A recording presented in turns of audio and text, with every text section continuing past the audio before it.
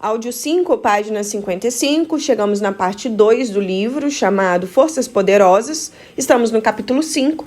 Quando se diz chega, é chega. Dizer que a vizinhança era difícil é um eufemismo. Provavelmente era o pior lugar que alguém poderia escolher para morar. Era incrivelmente perigosa, não havia aquecimento no inverno e com certeza nada de ar-condicionado no verão. Não havia supermercados, os moradores precisavam saquear ou caçar alimentos.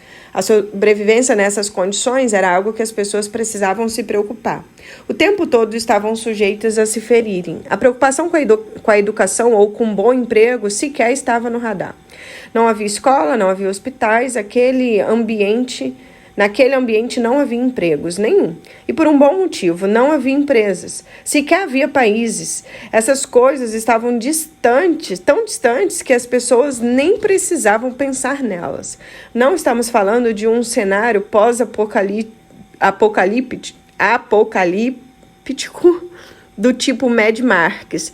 Estamos no passado, há 50 mil anos, quando o homem moderno, o Homo sapiens, está dando seus primeiros passos no mundo. É daqui que viemos. Nossos ancestrais nasceram pobres de dar dó. As oportunidades não surgiam devido às escolas que frequentavam ou os pais que tinham. As oportunidades surgiam graças à sua vontade, ao esforço de criá-las. Nossa espécie tem estrutura para enfrentar grandes perigos e recursos insuficientes. A vida na época paleopolítica não era como o cenário após o furacão. Estamos falando de escassez, não de destruição. Nossos ancestrais não eram homens da caverna estereotipados que gostamos de imaginar.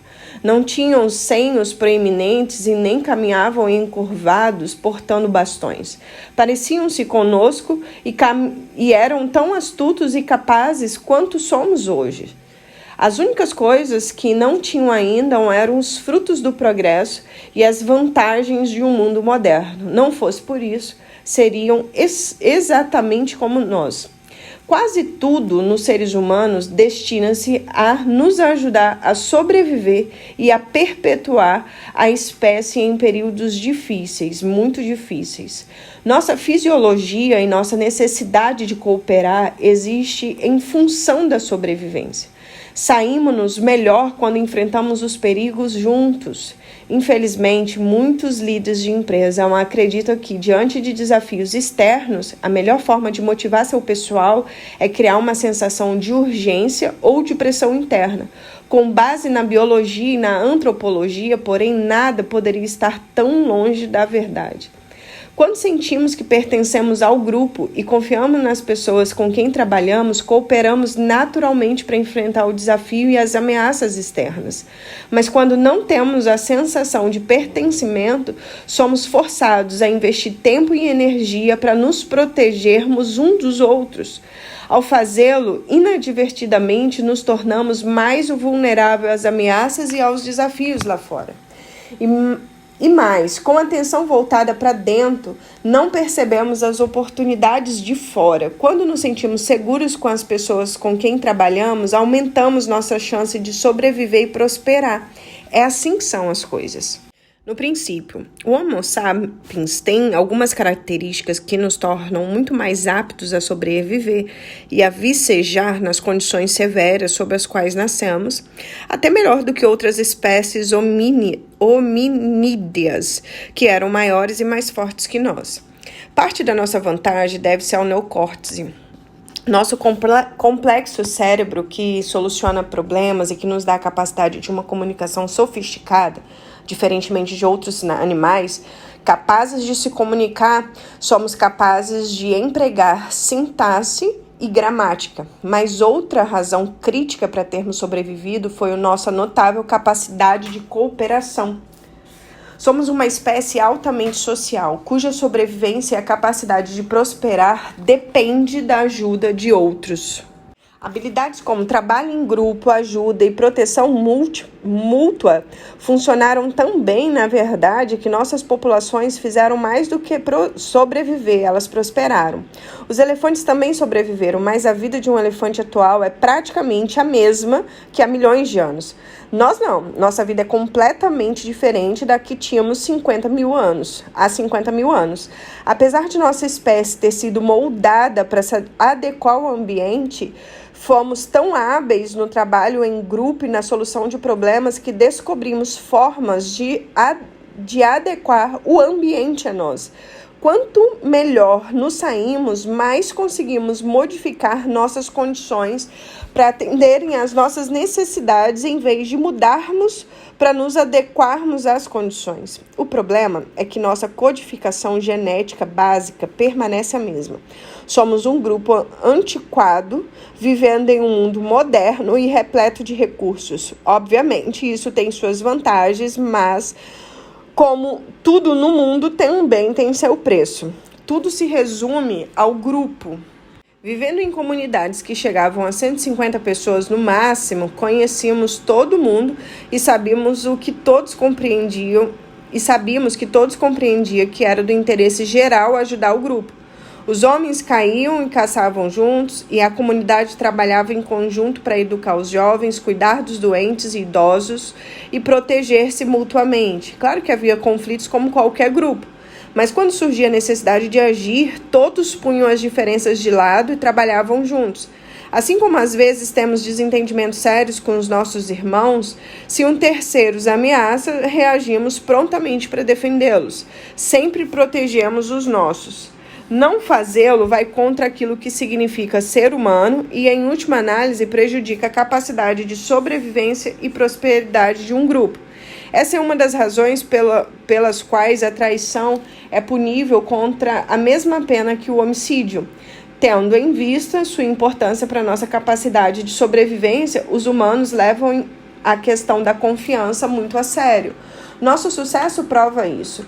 Cooperação e ajuda mútua funcionam melhor do que uma competição e individualismo obstinado. Para que acrescentar mais um grau de dificuldade lutando contra os outros se já somos forçados a enfrentar as vicissitudes da natureza, as limitações de recursos e outras ameaças externas? A vida em aldeias cooperativas era a norma, desde as florestas da Amazônia até as planícies abertas da África. Noutras palavras, quem determinava nossas melhores chances de sobrevivência e de sucesso não era o ambiente físico, mas a própria biologia da espécie, o modo como o ser humano é estruturado, a maneira como evoluímos, ajudando-nos mutuamente. Funcionou independente de onde vivemos e das condições difíceis que enfrentamos. Cada um dos seres humanos do planeta, independente da cultura, tem a propensão natural para a cooperação. Como esperávamos, nem tudo foi difícil. Somos animais sociais e ser social foi tão importante para nós há milhares de anos como é hoje. Foi um modo essencial de formar e manter a confiança e de nos conhecermos uns aos outros. O tempo que passamos procurando conhecer as pessoas quando não estamos trabalhando faz parte do processo da formação de vínculos de confiança. É exatamente por isso que comer juntos, fazer as coisas juntos como uma família é tão importante. Também são fundamentais as conferências, os almoços de final de ano da empresa e o tempo que passamos ao lado da máquina de café. Quanto maior a familiaridade que temos com os outros, mais fortes são os nossos vínculos. A interação social também é básica para que os líderes de uma organização percorrer as salas do escritório e manter contato com as pessoas fora da reunião é muito importante. Provavelmente o exemplo mais próximo de um sistema moderno que imita nossas sociedades fraternais ancestrais é o dormitório universitário. Embora os estudantes possam ter seus próprios quartos, que normalmente são compartilhados, as portas ficam abertas, pois eles se socializam entre os quartos. O corredor se torna o centro da vida social e os quartos são para estudar e dormir. Às vezes, nem isso. O vínculo de amizade que se forma nos dormitórios são vitais, e aí os universitários tendem a desenvolver amizades mais íntimas e não são na sala de aula. Nosso sucesso como espécie não foi fortuito, foi merecido. Nos esforçamos para chegar onde estamos hoje e nós fizemos isso juntos. Fomos feitos para trabalhar juntos. Somos em um nível profundamente arraigado e biológico, máquinas sociais.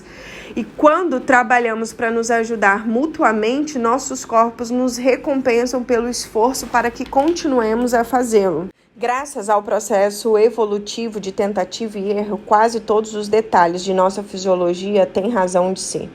A Mãe Natureza não nos deu papilas gustativas sensíveis só para podermos saborear uma bela taça de vinho ou de degustar uma refeição gourmet. As papilas gustativas dizem ao nosso sistema digestivo quais enzimas devem liberar para tratar da melhor forma a comida que está sendo ingerida. Assim como o sentido do olfato nos ajuda a detectar se a comida está estragada ou não. Do mesmo modo, nossas sobrancelhas estão desenhadas para ajudar a canalizar o suor para longe dos olhos enquanto corremos na direção da presa ou corremos para não sermos a presa.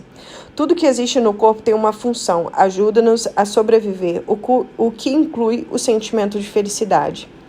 Como bem sabe qualquer pai, professor ou gestor, se são prometidas recompensas como doce, estrelas douradas ou bônus por desempenho ou ameaça do castigo, é possível conseguir o comportamento desejado. Ele sabe que iremos concentrar nossa atenção em tarefas que produzem os resultados que trazem recompensa. As crianças não têm noção de que seu comportamento está sendo condicionado. Como adultos, sabemos muito bem o que nossas empresas estão fazendo ao nos oferecer incentivos. Sabemos que só merecemos bônus quando apresentamos os resultados que eles querem. De modo geral, isso funciona. Na verdade, funciona muito bem. Todavia, bem antes dos nossos chefes, a Mãe Natureza descobriu como usar um sistema de incentivo para nos condicionar a fazer coisas para atingir determinados resultados. No caso da biologia humana, nossos corpos empregam um sistema de sentimentos positivos e negativos. Felicidade, orgulho, alegria ou ansiedade, por exemplo, para promover comportamentos que reforçam nossa capacidade de fazer as coisas e de cooperar. Enquanto nossos chefes nos dão recompensa na forma de bônus anual, nossos corpos nos recompensam se nos esforçarmos para manter vivos aqueles que nos rodeiam e nós mesmos. Produzimos substâncias químicas que fazem com que nos sintamos bem. Agora, após milhares de anos, somos dependentes químicos, total e absolutamente. Há 4 substâncias químicas no corpo que contribuem para todos os nossos sentimentos positivos e que vou chamar genericamente de felizes: endorfina, dopamina, serotonina e ocitocina. Quer estejamos agindo sozinhos ou com outras pessoas, em pequenas ou grandes doses, sempre que nos sentimos felizes ou alegres, é bem provável que uma ou mais dessas substâncias estejam percorrendo em nossas veias. Elas não existem apenas para fazer com que nos sintamos bem. Cada uma tem um propósito prático e bem real, nossa sobrevivência. O paradoxo de sermos humanos. Os seres humanos existem sempre como indivíduos e como membros de grupos. Sou um dentre muitos, sempre. Isso cria alguns conflitos e interesses intrínsecos. Quando tomamos decisões, precisamos sopesar os benefícios pessoais em relação aos benefícios de nossa tribo e coletividade. Geralmente, o que é bom para um não é necessariamente bom para o outro. Trabalhar exclusivamente para o nosso progresso pode prejudicar o grupo, e trabalhar apenas em prol do grupo pode ter um preço para nós como indivíduos. Essa tensão costuma afligir a nossa consciência quando tomamos decisões. Veja que é irônico chegarmos a discutir como indivíduos e grupos qual é o principal. Alguns acham que devemos privilegiar os outros. Se não cuidarmos do grupo, o grupo não cuidará de nós. Outros acham que devemos nos colocar na frente e que se não cuidarmos de nós antes dos outros, não seremos útil para ninguém. Mas a verdade é que ambas as posições são verdadeiras. Encontramos esse aparente conflito de interesses até na nossa biologia.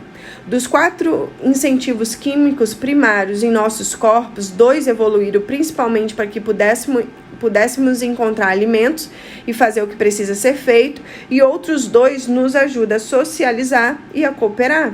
Os 2 primeiros é a endorfina e a dopamina. Leva-nos a fazer o que é preciso como indivíduos. Perseverar, encontrar alimento, construir abrigo, inventar ferramentas, seguir em frente e realizar a tarefa. Gosto de chamá-las de substâncias químicas egoístas. As outras 2, serotonina e ocitocina, estão presentes para nos incentivar a trabalhar juntos, a desenvolver confiança e lealdade. Gosto de chamá-las de substâncias químicas altruístas. Atuam no sentido de fortalecer nossos vínculos sociais e com isso aumenta a chance de trabalharmos e de cooperarmos com os demais para que possamos sobreviver e garantir que a nossa prole viverá mais do que nós.